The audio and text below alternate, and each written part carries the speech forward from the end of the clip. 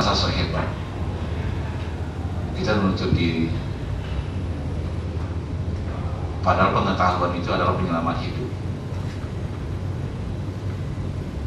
Lantas kita datang ke ruangan ini, coba pikirkan kalau Anda tertutup, ini dia, contoh otak manusia itu. Saya ilustrasikan seperti ini otak manusia itu.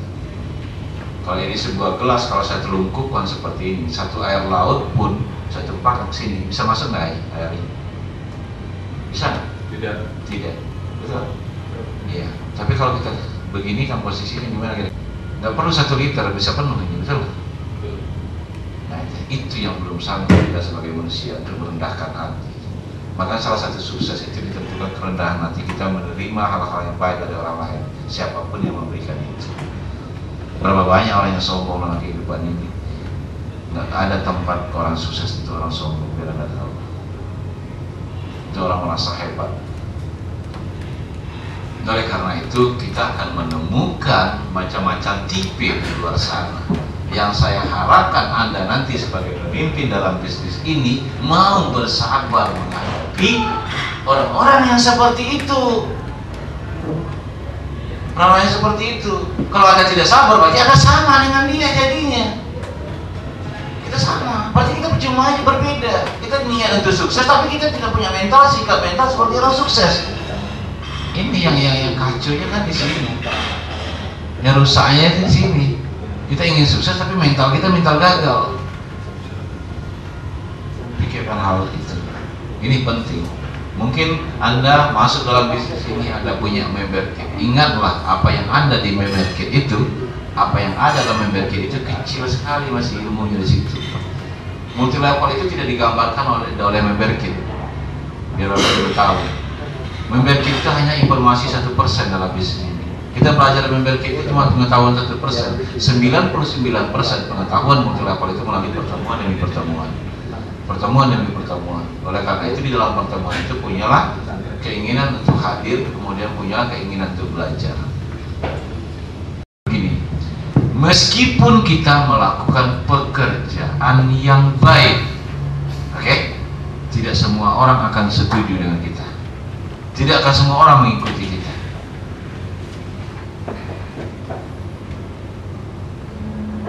Kita sudah melakukan yang baik, tidak semua orang akan mengikuti kita. Tapi sebaliknya juga terjadi loh. Meskipun kita mengerjakan kerjaan yang buruk, nggak semua orang akan menolak kita. Pasti ada juga pengikutnya. Betul nggak? Pengikut aliran-aliran yang jelek itu ada nggak? Pencuri ada kawan-kawannya nggak? Kerjaan curi itu bagus apa enggak? Enggak, persis siapa? Persis orang baik kan? Persis orang yang nggak baik, yang mencuri itu baik lah. Mau kerjaan dia kan? Nah itu, jadi makanya itu yang saya katakan, dudukan posisi kita dulu pada posisi yang benar, di posisi yang benar. Nah posisi yang benar itu, ya itu sangat relatif, itu tergantung. Makanya kita dalam kehidupan ini harus bersandarkan perbuatan kita kepada beberapa hal yang baik. Pertama sekali, saya yakin sekali Anda punya Tuhan dalam ruangan ini. Apa yang baik menurut Tuhan Anda itu? Apa yang dianjurkan oleh Tuhan Anda itu lakukan. Itu salah satu belajar yang baik. Ya mungkin bagi Anda yang sini yang Muslim, mungkin ada yang Nasrani, mungkin Anda punya kitab suci. Apa yang menurut kitab suci Anda itu baik? Lakukan apa yang diajarkan itu. Itu mungkin Anda punya contoh-contoh di sini para ahli-ahli katakan seperti itu. Ya lakukan itu dengan mereka itu belajar. Jadi jangan belajar dengan tetangga, jangan belajar serampangan, ngerti nggak ini maksud saya? Ngerti nggak? Kalau kita ingin sukses itu jangan belajar serampangan. Kadang-kadang kita kan kelirunya begini, menanyakan segala sesuatu kepada orang yang tidak tahu sesuatu itu. Ini lebih parahnya. Contoh Anda jalankan aku, saya kebetulan jalankan aku nih. Menurut kamu gimana sih smart aku itu? Atau saya jalankan MLM nih. Menurut kamu gimana sih MLM itu? Dia pun dengar dari orang lain, orang lain. Apa kata? Oh MLM, oh payah tuh. Kenapa? Dia pernah gagal di MLM. Jadi pengalaman pribadi dia yang dia berikan, yang mereka ajarkan ke orang lain. Manusia ini banyak tidak arif, banyak tidak sportif. Dia gagal, tapi dia memberikan kegagalan dia sebagai seakan-akan jadi bukti kebenaran bahwasan itu.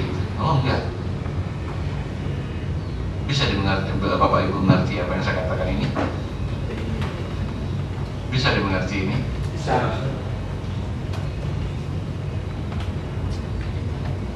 Terlalu rumit atau terlalu berat kali ya? Ya. Karena saya berdiri ini seperti pendeta, seperti ustaz di depan ini, bukan seperti pebisnis ya. Bukan seperti pebisnis, tapi Anda percaya nggak dengan saya? Di situ akar permasalahan bisnis ini. Di situ akar permasalahan bisnis ini. Karena banyak orang yang keliru. Smart Narco itu hanyalah alat. Kenapa begitu penting saya bicarakan hal-hal yang seperti itu? Karena Anda nanti dalam bisnis ini, ya, kalau ingin sukses, makanya harus membantu orang lain dulu sukses, baru Anda bisa sukses. Sekarang Anda untuk membantu diri Anda sendiri, Anda nggak bisa. Gimana Anda bisa bantu orang lain? Anda sendiri pun nggak beres, bagaimana mau membereskan orang lain?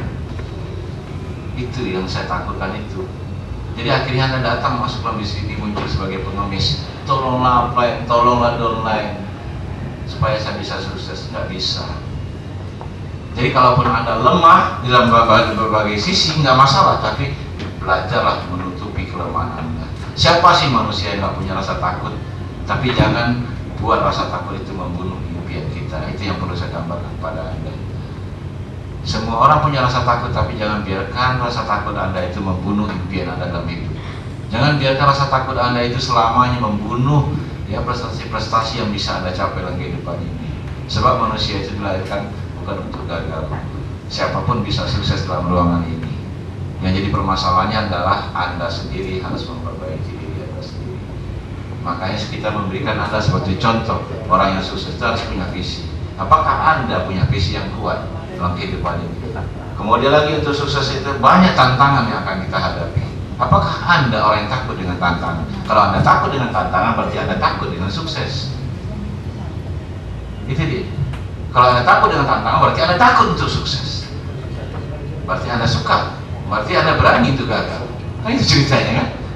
Kalau Anda takut dengan tantangan, berarti Anda berani terhadap kegagalan. Titik. Itu rumus itu. Itu masalah psikologi.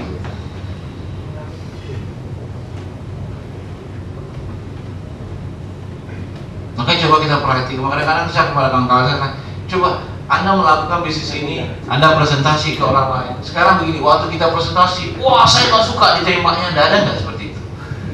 Ada nggak seperti itu? Nggak ada kan? Nggak ada. Lantas kenapa kita takut? Kenapa kita takut? Kalau ditolak orang ya sudah. Saya aja dulu sebelum menikah mungkin udah 100 cewek barangkali nolak. Mungkin karena saya jelek barangkali ya. Ya tuh saya suka, saya bilang ke perempuan, oh saya nggak suka dengan Anda. Ya nggak apa-apa, saya cari yang lain. Ternyata dapat juga kan. Nah itu, kan sayang sekali. Betul, ada orang seperti itu, ditolak perempuan sebagai frustasi seumur hidup kan. Ada kan seperti itu? Wanita juga ada nggak seperti itu? Ini saya tanya ke ibu-ibu, ada nggak seperti itu? Ada. Manusia seperti apa seperti itu? Coba. Lemah sekali perjuangannya, coba. Ya.